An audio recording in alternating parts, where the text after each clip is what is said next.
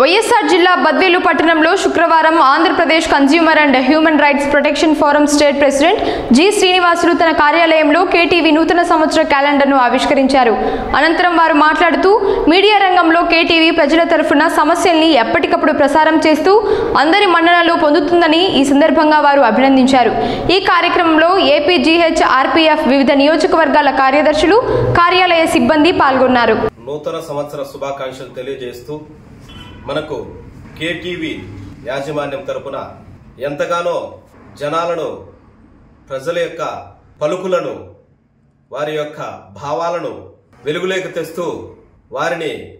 నీతికి నిజాయితీకి మారుపేరుగా వాళ్ళ యొక్క ప్రజా ప్రయోజనాల కోసం ముందుండి పనిచేస్తున్నటువంటి ఈ యొక్క కేటీవీ ఛానల్కి, దాంట్లో పనిచేస్తున్నటువంటి ప్రతి మీడియా మిత్రులకు అందరికీ కూడా శుభాభినందనలు తెలుపుతూ ఈ యొక్క నూతన సంవత్సర క్యాలెండర్ ఆవిష్కారాన్ని మాతో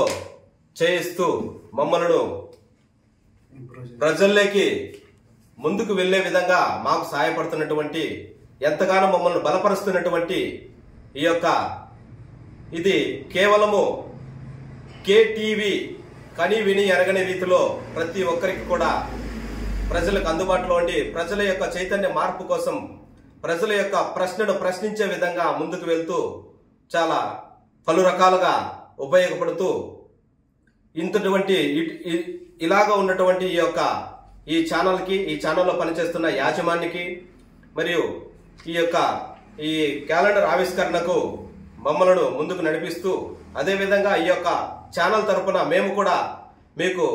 ఎల్లవేళన తోడుగా ఉండి మా వైపు నుంచి జనాలలో ప్రజా చైతన్యం కోసం మీతో కలిసి పనిచేస్తామని కూడా నేను తెలియజేస్తూ మీకు అందరికి కూడా మేము